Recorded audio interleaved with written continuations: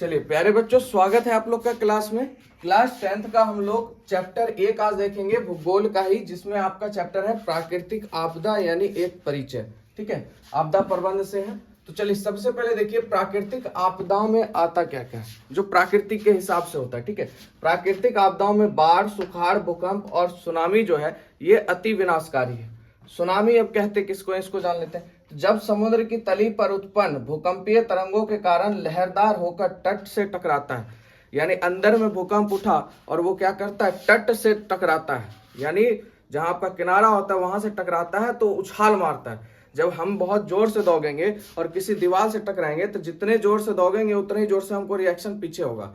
ये आप लोग को पता होगा फिजिक्स का, न्यूटन्स का लॉ है ना, थर्ड लॉ, यानी क्रिया से प्रतिक्रिया।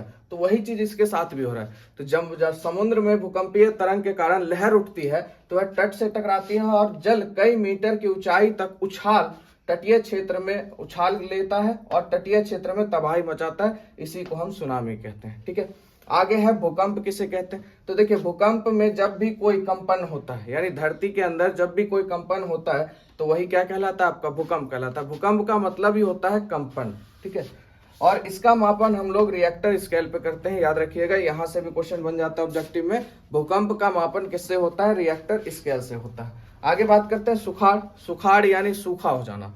ठीक है, जब औसत वार्षिक वर्षा की मात्रा 25% से अधिक की कमी हो जाती है, यानी 25% तो चलिए भाई नॉर्मली है, इससे भी अगर वर्षा की स्थिति क्या हो गई, कम हो गई, तो उस स्थिति में हम कह सकते हैं कि भैया सुखाड़ हो गया। वो वहां पे क्या हो गया, सुखाड़ हो गया, यानी उसे ही हम क्या कहते हैं, सुखाड़ कहते हैं।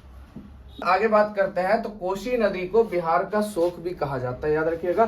किस नदी को बिहार का शोक कहा जाता है, कोसी नदी को।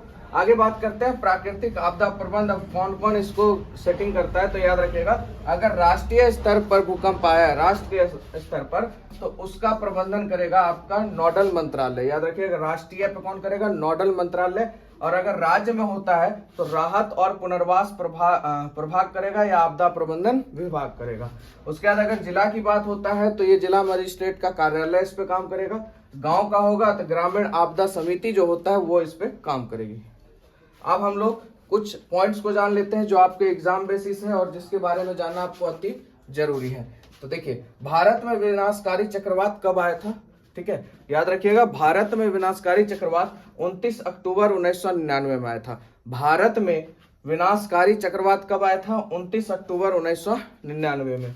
आगे भारत के विनाशकारी भूकंप, सबसे विनाशकारी भूकंप कब आया था, 1934 में आया था। ठीक है, उसके बाद भारत के प्रमुख सुखाड़ वर्ष कौन से हैं, तो 1966। उसके बाद भारत के प्रमुख सुनामी कौन से हैं, तो 26 दिसंबर 2004। अगर आप लोग को याद होगा, ये मैंने एक बार और बताया था, कमेंट में आप बताइएगा किस राज्य में हुआ था सुनामी सबसे भयंकर। ठीक है, 26 दिसंबर 2004। चलिए एक बार फिर से देख लेते हैं हम लोग। यहाँ से राष्ट्रीय स्तर पे होगा तो नोडल मंत्रालय, राज्य स्तर पे होगा तो आपदा प्रबंधन विभाग या राहत और पुनर्वास प्रभाग, जिला में होगा तो जिला मजिस्ट्रेट का कार्यालय काम करेगा, गांव पे होगा तो ग्रामीण आपदा प्रबंध करेगा। और भारत की अगर बात करें, विश्व की बात नहीं, भारत की बात हो रही है। भारत में चक्रवात सबसे पहला कहिए या विनाशकारी चक्रवात कहिए 29 अक्टूबर 1999, 29 अक्टूबर 1999।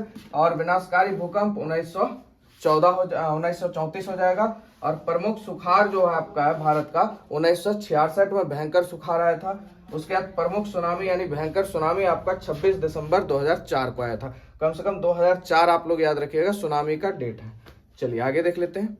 तो आपने नोट्स को देख लिया, अब साथ ही साथ हम लोग चलते हैं अभ्यास प्रश्न की तरफ। तो सबसे पहला आपका वस्तुनिष्ठ प्रश्न यानी पहला क्वेश्चन है, इनमें से कौन प्राकृतिक आपदा नहीं है। बहुत बार एग्जाम में पूछा गया क्वेश्चन है। चलिए फटाफट टिक मारते हैं। तो बताइए कौन सी प्राकृतिक आपदा नहीं है। इसमें आपका आतंकवाद हो जाएगा, क्योंकि सुनामी, बाढ़, भूकंप ये सब प्राकृतिक आपदा है। आतंकवाद मानव जनित आपदा है। ठीक है, आगे इनमें से कौन मानव जनित आपदा है, तो अभी जस्ट आपने पढ़ा कि आतंकवाद, और साथ ही साथ देखिए यहाँ उपयुक्त सभी हैं। सांप्रदायिक दंगे ये भी मनुष्य ही कराता है, मानव के द्वारा होता है। महामारी मानव में ही फैलता है, तो ये इसमें क्या हो जाएगा आंसर आपका, उपयुक्त सभी। सुनामी का प्रमुख कारण क्या है, समुद्र में भूकंप आना। सुनामी का प्रमुख कारण क्या है, समुद्र से रिलेटिव है, यानी समुद्र में भूकंप आना। पहले ही ऑप्शन ठीक हो जाएगा। आगे बात करते हैं स्थलीय क्षेत्र पर भूकंप आना। स्थलीय क्षेत्र यानी भैया भूकंप हो जाएगा। सुनामी पूछ रहा है तो भूकंप तो पूछ नहीं रहा है।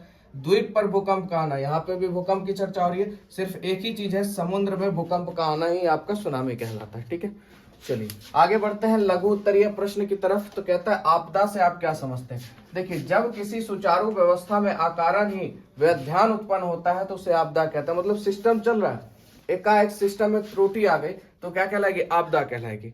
जैसे मान लीजिए आप लोग मोबाइल चला रहे हैं, मोबाइल चलाते चलाते एकाएक हैंग हो गया, कुछ काम नहीं कर रहा है, तो इस तरह जो चीज होता है उसे ही आपदा कहते हैं। यानी सुचारू व्यवस्था से जो चल रहा है और उसमें थोड़ा सा व्यवधान आ गया, यानी थोड़ी सी कमी आ गई, तो उसको क्या कहते हैं हम लोग, आपदा कहते हैं। ठीक है, अकारण थोड़ी सी नहीं, ज्यादा कमी।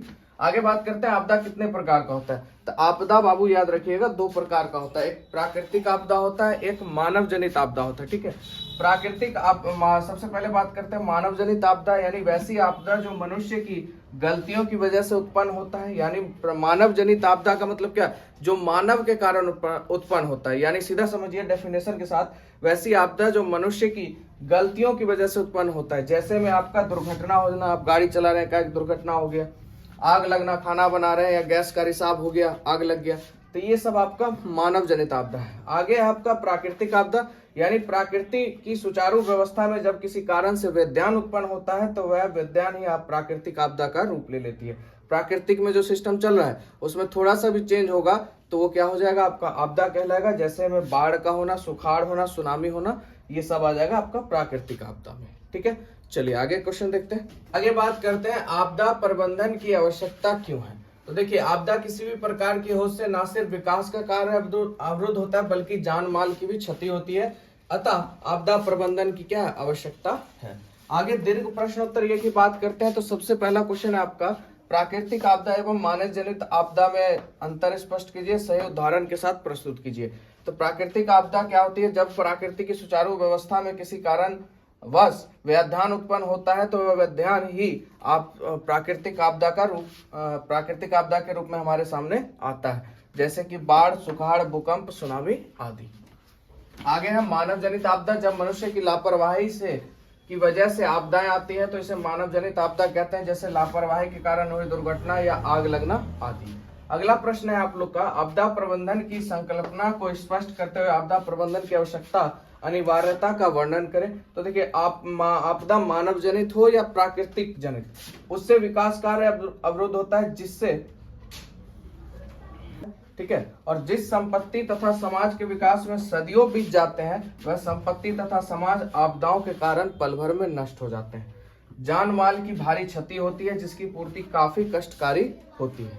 चलिए और भी इसका पॉइंट बचा है, अगले बोर्ड में देख लेते हैं। अतः इन आपदाओं का प्रबंधन होता है। ठीक है, उत्तर बिहार के लोग और विशेषकर कोसी प्रदेश के लोग बाढ़ के कारण बाढ़ के अनुरूप ही अपना जीवन शैली बना लेते हैं। 2002 में क्यों बना लेते हैं, क्योंकि भाई हर साल वहां पे बाढ़ का कुछ न कुछ संभावना रहता है। 2002 में भारत के पूर्वी तट अंडमान निकोबार द्वीप समूह के सुनामी के कारण हुई बर्बादी को देखते हुए इसे कम करने की नीति अपनाई गई है कि बाढ़ को भैया थोड़ा सा बचाया जाए, यानी सुनामी का प्रभाव थोड़ा सा कम किया जाए। अतः आपदा प्रबंधन कार्य का मुख्य उद्देश्य लोगों को अपने आसपास होने वाले संभावित खतरों की जानकारी तथा उससे निपटने के तरीकों की जानकारी देना होता है। ये आपदा प्रबंधन का काम है। जो भी आपदा प्रबंधन है कि आपदा के बारे में उनको बताना है, इसीलिए आपके क्लास 9th से शुरू हुआ है आपदा प्रबंधन और 10th तक ये चीज बताया गया कि आपदा से कैसे लड़ें। है बहुत छोटा चैप्टर आप लोग का, पर बहुत इंपॉर्टेंट है, क्योंकि इसकी जानकारी आपको होगी तभी आप इससे निपट पाएंगे। चलिए तो मिलते हैं आप लोग से नेक्स्ट वीडियो में। आप लोग को वीडियो अच्छा लगा हो तो लाइक करें, चैनल को सब्सक्राइब करें और सपोर्ट ईमानदारी पूर्वक करें। चलिए, जय हिंद, जय भारत।